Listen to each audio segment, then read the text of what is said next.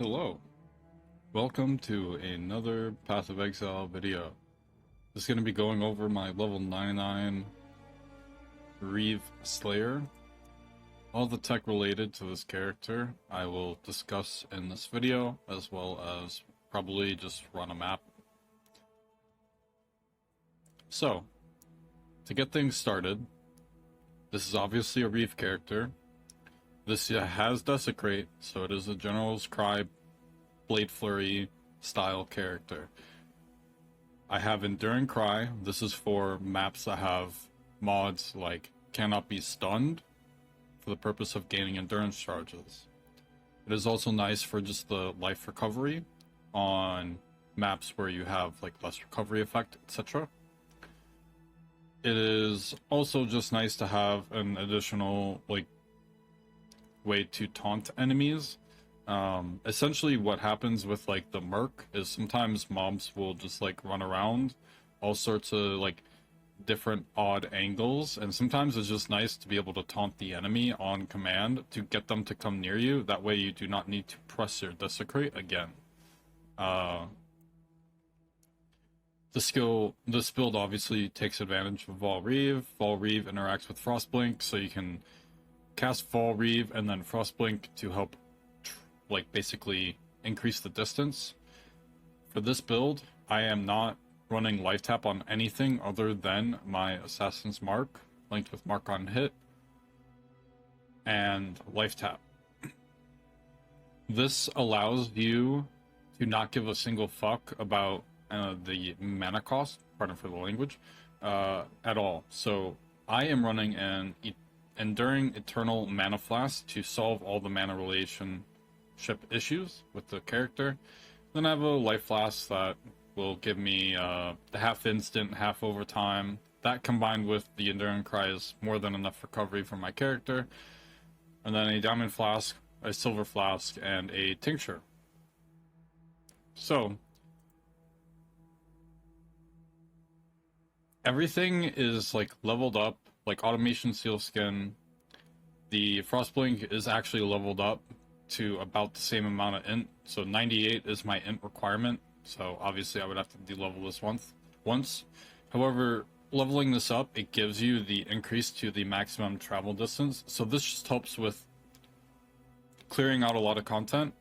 It also helps in the situation of drowning orbs in like T17 maps or the originator maps, as well as obviously Eater and Uber Eater themselves. So all of that kind of helps. With the other movement skill, we are using faster attacks with shield charge, and you can use whirling blades if you would like. That is up to you. I'm trying out shield charge. I honestly don't mind it that much. There's some interactions like this where, you know, you don't move, so that can be annoying, but it's fine. For the helmet slot, we're running Blood and Sand, Enduring Cry, Desecrate, Tempest Shield. All the like supports are kind of just all over the place. In the boots, obviously it's an Endurance Charge Relicash. We're using Steelskin, Automation, Blood Rage, Frostblink. The belt is obviously Arn's Anguish. This is staple core setup for any Slayer build. Taming is an additional obvious choice here. And then the off thing here is that I am utilizing Thunderfist. The reason that I'm utilizing Thunderfist is because I PoE'd this once a long time ago now. Maybe like a week and a half ago, when I saw the General's Cry Blade Flurry Reeve setup that Jungron was theory crafting, and I PoE'd Thunderfist with General's Cry, and it ended up doing the same amount of damage as a proper 6th link. So when I saw that, I said, this is a no-brainer.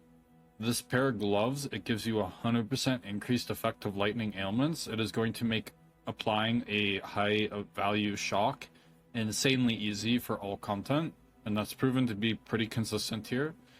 And then the other thing is that it frees up the main 6th link for Reeve. So the links are General's Cry, Auto Exert, Volatility Support, and Blade Flurry. If your Merc does not have Perkle's Toe, do not run Volatility support. It'll be not fun for you. For Blade Flurry specifically, whether or not you get a level 21 or a level 20 with 23% quality, they both give you the same amount of more damage. It does not matter. Ideally, you want a 21-23 Blade Flurry. You do not care about Vol Blade Flurry. Vol Blade Flurry does nothing for the build. For the main 6th link, we are using Reeve with Vol Reeve.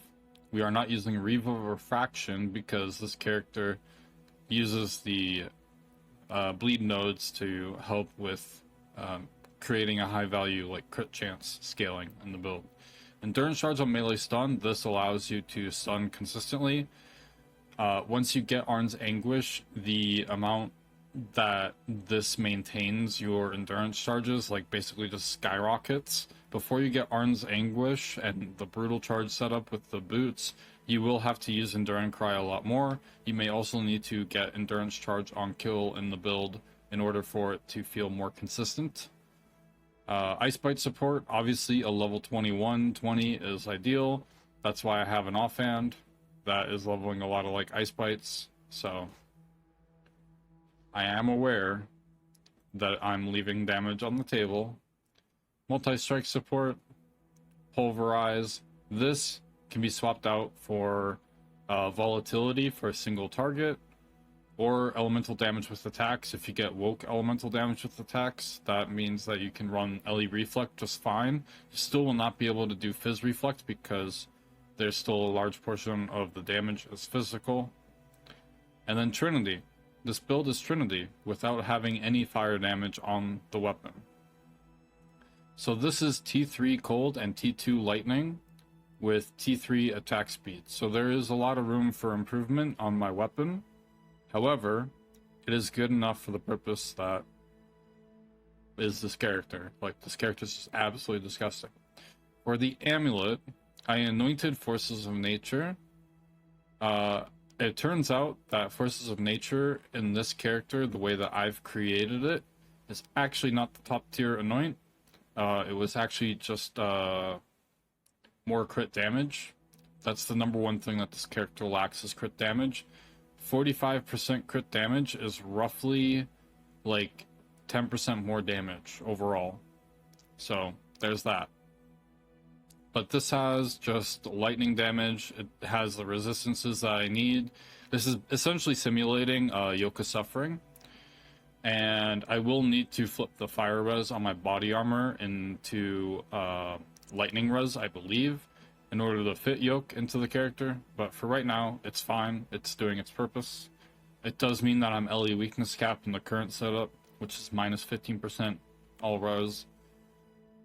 But this is just a generically decent amulet. It's been serving its purpose for my character. This ring here, I wanted accuracy, intelligence, a resist. I did suffixes cannot be changed, and I did a veiled chaos, and I hit the flat cold and flat lightning. That damage modifier is roughly 5% more damage for this character. And then because I had a Shaper Orb, I just slammed Shaper Orb. There's like some funny elemental damage mods that you can get on prefixes. And I said, you know, if it hits like T1 Reflect, that means that I don't need to ever get a Sybils for running like Reflect stuff, like Etziri, for example. But unfortunately, it's T2. The good news is that you can technically fix this by adding strands to it and then using the other stuff. So I could technically create a like upgrade the accuracy to T1, upgrade the lightning res to T1, and then upgrade the other mod to T1.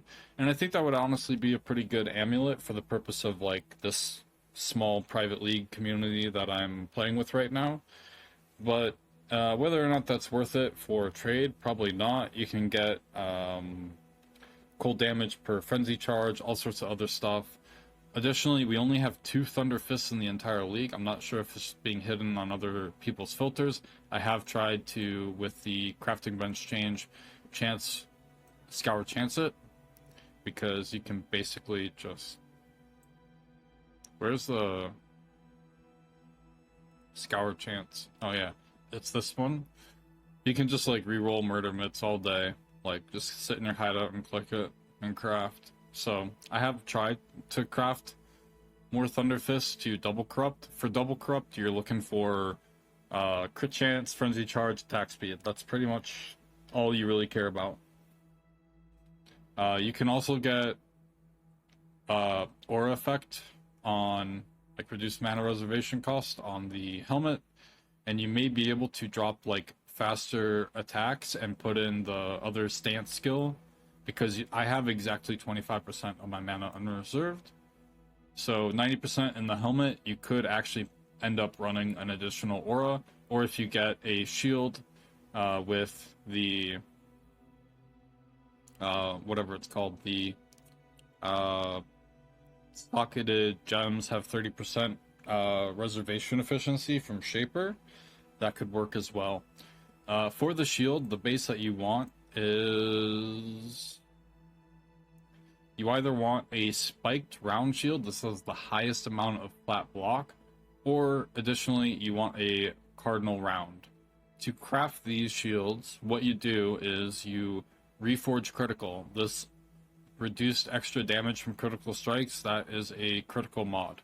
You do not need this. However, if you're like me and you just like to click maps into the map device and not really care about a lot of like the extra damage mods, getting crit damage reduction in the character is very important. Now, we're going to go over the passive tree. The Lethal Pride I've put here. I did initially put a Lethal Pride here, and I pathed up here, grabbed the Revenge of the Hunted, and grabbed Forces of Nature. Now I'm anointing Forces of Nature. So, there's some things that you can do differently. The number one thing is that because I'm using an inefficient shield and I don't have enough block chance on the shield, I must take Defiance, which I'm kind of okay with because this does give percent increased damage, like 44% increased damage for the purpose of the character for one node. So I'm fine with it, but in the grand scheme of things, it's not ideal.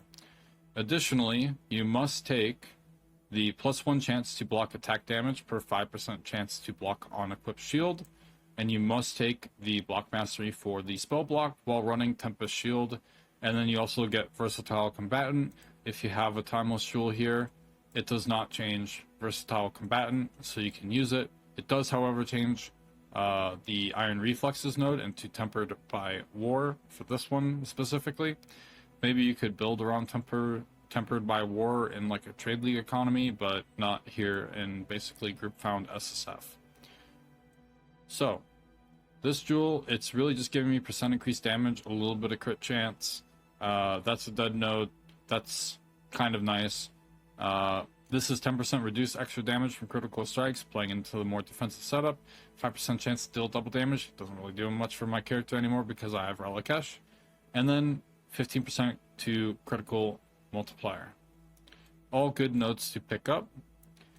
For a long time, I was taking these nodes here, but after I dinged level 99, I respec'd these 3 nodes because that is a pretty powerful effect, like 8% attack speed and 20% increased damage. But the smaller nodes are only 10% and 3% attack speed. They do give you a little bit of strength, but I decided to go for these nodes because this node is a little bit stronger, and the extra attack speed is just going to help me blast maps. Now, I am using an Imperial Claw. The Imperial Claw, it can have a higher attack speed than the Gemini Claw. The Gemini Claw also has a 121 int requirement. So for the purpose of an Imperial Claw, which I do consider to be the best base, you want to pick up the Depth Perception Wheel. This will help you cap your crit. Now, the other thing that's going to help you cap your crit is if you get a Merc like this. This Merc has Greater Lightning Arrow, which can apply sap, roughly 10% DR just from using this Merc. It applies Wrath to my character, and it also gives me Precision. Precision means that I do not need to worry about all the mana. So that is how we get enough gem space to run General's Cry, to still have faster attacks and shield charge, and to still have an automation steel link. If you don't have a Merc like this, it is going to make your life a lot harder and a lot more stressful on your sockets. That is just a reality. My Merc has Perkle's Toe anointed with Ashfrost and Storm. Obviously, the best anoint in the game right now is Influence for Mercs. So getting that would be nice, but our private league, we don't really have an oil prince, so we gotta suffer. I have the Wrath has 20% increased aura effect. I also have Wrath has 16% increased aura effect here. I don't have any aura effect here, and I don't have any aura effect here. Additionally, you can always use, for a bow character, you can always use a Victario's in the chest piece. It gives 15% aura effect for both Wrath and the Precision. So you can combine 14% on the amulet. You can also get 60% from the belt, from the incursion belts, and then you can get whatever 20% here, 20% here. That's 40%, 60%. That's 100%. This goes up to like 25 or like 26% at the like the very top end. I believe it's 26%. I may be wrong on that, but let's just say it's 26%. That puts you at 126. You add in the influence, the 14% from the anoint, and you can very easily push a character to have 140% increased effect of their aura. The Wrath and the Precision are a much higher level aura than what is standard in the game. I believe somebody mathed it out, and it is like level like 90 or level like 26 or something at eye level 83. I do not know if the eye level 84 actually gives you a benefit over an eye level 83 Merc. But my hit chance, it is 100% to hit enemies, and it is 92% to hit evasive. If I go in my POB, it is not going to say that. And if I unspec these nodes, it's only 93%. Additionally, you can spec into these nodes down here to subsidize, but depth perception, I just like it because it increases the value of your crit.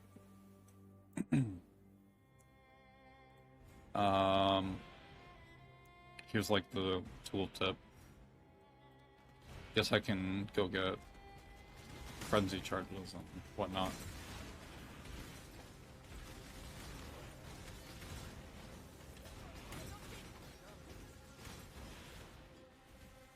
Like 2 million tooltip. And as you can tell, the tincture, it has pretty good uptime. That's a couple of different screens. So you can do like Maven invites, pop the tincture, and you'll be fine. For Pantheon, I have Soul of the Brine King, and then I'm doing Soul of Aberath because I do a lot of red altars. But other things that are nice is Soul of Arakali. If you do not have above like 0% chaos res, what you really need to do is to get Soul of Arakali, and that'll let you do like a lot of the chaos stuff just fine. Soul of Grethkohl is also a nice one. I just don't have it leveled up or whatever. Don't have the Lightbane's benefits as well. Soul of Lunaris, a lot of people like it for like general map clear, and then Soul of Solaris for bossing. However, the health pool of this character is very low. Which brings me into the final thing that I want to talk about here. My jewels are designed for like having as much life as possible, being as tanky as possible. You do not need a lot of life to make this build function. These jewels are strictly for the purpose of what I want out of my character. You do not need to copy these jewels precisely. It is very expensive, I'm assuming, in trade to get jewels like this. However, if you can, it'll benefit you drastically. Because if I take these jewels out, these all give life. I'm at 3.6k, and I'm level 99. And most slayers in the endgame, they actually drop these points. So most slayers in the endgame, they end up with just over 3k HP. Like, this is a reality. So when people drop stuff like that, they are putting it into another cluster jewel over here. Because theoretically, I could drop the depth perception and take another cluster jewel, and like basically each cluster jewel is like 20% more damage in a character like this, because these nodes for Slayer are just absolutely disgusting. So martial prowess, fuel the fight, drive the destruction. This specifically says maim, but we also pick up dismembering, which applies maim, so you have a 30% chance to maim on hit. It's pretty much up 100% of the time. That's how that plays out. Now, if you want to do the Unga Bunga Giga DPS, things that you need to be careful of in the PoE. Because we do not have the Arns, or not Arns English, the gloves. Why am I blinking on it? Admiral's Adverse, or whatever it's called. This is what I would recommend the average player to put points into before getting a lot of the other quality of life, like before getting Claws of the Magpie, before even getting like some of the, like, all the dual sockets, because this helps out so much. So what you do is you take Vengeance. This will give you a little bit of extra armor, as well as gaining rage when you're hit by an enemy. And then War Cries grant 1 rage per 5 enemy power up to 5. So when you have your Desecrate out, it'll basically generate you extra rage. Here, I will just run Blood Aqueduct so I can do this as an example. Once my rage fills up,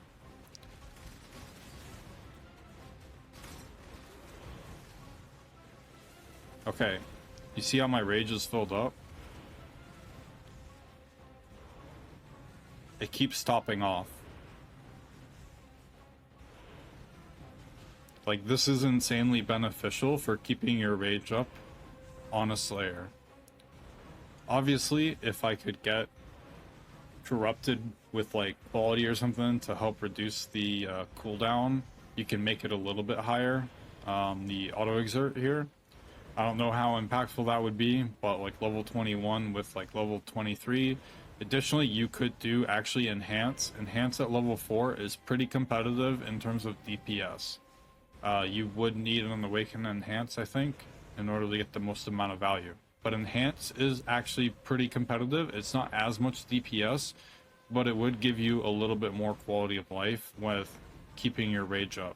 So I've just been sitting here. This is all just from that node. Like, this node is insanely valuable for the General Cry Slayer. When I hit level 100, I will take away all 4 points here, and I will pick up this wheel, as well as pick up this wheel for a 50% increased effect of non-damaging ailments. Or I'll take the 30% extra, or reduce extra damage from critical strikes. That's my game plan once I hit level 100, because 30% here combined with 10% here and the shield, I am effectively like 90% reduce extra damage from critical strikes, which is basically crit immune. So huge quality of life. I would even argue picking up this stuff before even like taking all the different life nodes or whatever. Like, this is incredibly beneficial. Like, just being able to always have your rage up is going to feel way better. Let's see, anything else I need to discuss about the build? Oh yeah, The Cold Mastery. This is fluff. I don't really think this is worth picking up. I would, once again, pick up the Rage Mastery so that you can maintain. Like, if you kill a pack and, like, you're looting a Breachstone, and, like, maybe you're just, like, walking around and, like, your bow character's killed a few mobs, so there's, like, more corpses around, and you just, like, desecrate a couple of times as, like, you're walking around, your rage will never completely die off, even though, like, you're, like, looting up, like, some breach rings for the breach body armor, or you're looting up the splinters, etc. Like, your rage is gonna still stay up. So, a huge quality of life for the purpose of mapping. Huge quality of life. And if you don't need to spend 2 points here to get Defiance, that just frees up points. So, getting a better shield than what I have. You can get up to around like 40%-ish chance to block from just crafted modifier on a shield. So, you can very easily craft a good shield. And you may need to like get multiple shields, reforge crit with Harvest, and then it'll eventually poop out a couple of different ones that you can just YOLO recom and hopefully get lucky. I hope this answered all the different questions about the character, about the build, etc. I genuinely am thoroughly impressed by the amount of damage this character is doing. When I get Yoke, I'm going to anoint Claws of the Falcon. This is an insane node for this character. I don't think I need Disemboweling for the crit chance. In my PoB, I'm at 95% crit chance, but in my PoB is telling me that I only have a 92% chance to hit enemies, but the precision, I believe, is supposed to be a higher level precision than what I have access to. So I don't think that's worth it, because the precision should be higher, so I don't think I need the crit chance, but these two nodes are very competitive. If you need a little bit more crit chance, get Disemboweling. If you just care about a little bit more accuracy and damage, get Claws of the Falcon. Claws of the Falcon beats out Forces of Nature even in my PoB. Forces of Nature is like a 8 or 9% more damage, and Claws of the Falcon is like 10% more. Other things that you can do is get the 40% more accuracy rating against unique enemies for 1 point. You can get the 10% chance to gain a frenzy charge when you hit your marked enemy for 1 point. So there's often times where when I do bossing, I just like respec some points and go bossing. That is a very common thing for this character right now. I don't mind not being like spell block cap, so I have no issue dropping these 2 points here to like pick up some more quality of life to make sure that my build functions better than it would normally for the purpose of bossing. If changing out a couple of passive points specifically for bossing is a huge pain in the ass, then don't do it. Just deal with a little bit worse or inconsistent damage or lower quality of life. Like, you can go into an arena and you can just like sit there and wait for your frenzy charges to tick up from the mod on the body armor. Like, you can do that, that's fine. Nobody's gonna like rat you out for sitting in an eater for 15 seconds. So, I guess here's the question. Let's run an eater. I think I've got one. Let's show some content. I have Ubers, but I'm not really the greatest at Ubers, and I'll probably make a bad showcase out of the character. 43% more life. We'll do the bitch thing and sit still too. And I won't even respec these nodes. Doesn't really do much for damage. It will help with maintaining the rage though in between the phases. That is one thing that will help out. So life, blah blah blah. It's not that hard. You know what?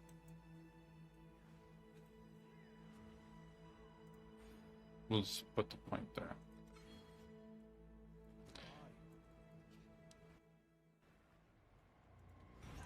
So you can literally sit right here. We have the Purple Stow buff, we have the damage aura buff from the Merc's helmet, and we have the precision, and we have the wrath. And we have this joke in this little small private league of like wine, like the seagulls.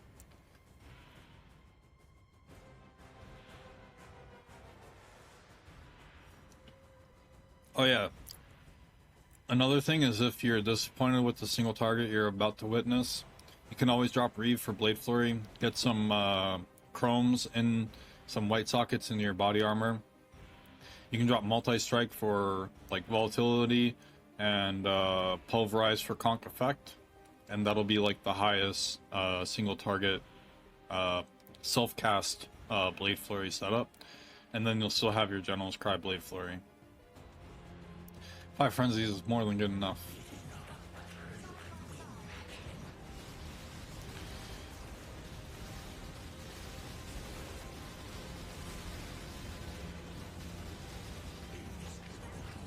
Inescapable doom.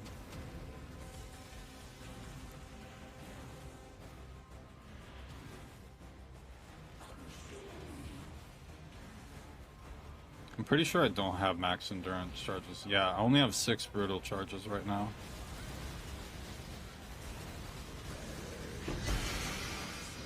Pretty easy. I'll pick up the unique. Else my ADHD with all the extra bullshit. So I have 25% less accuracy, and the boss has 43% more life. So my accuracy is actually not capped. So in this case, having this node for the 40% more accuracy rating against unique enemies would have fixed my character. The other thing is that when you use your Enduring Cry, when the boss is around, you only gain 5. So you need to use it twice before you actually get the full benefit. Even if you have like +1 frenzy from your glove socket, it doesn't matter. It's still gonna take 2. Sanctuary of Thought. Nice. Anyways, have a good rest of your day. Later. Peace.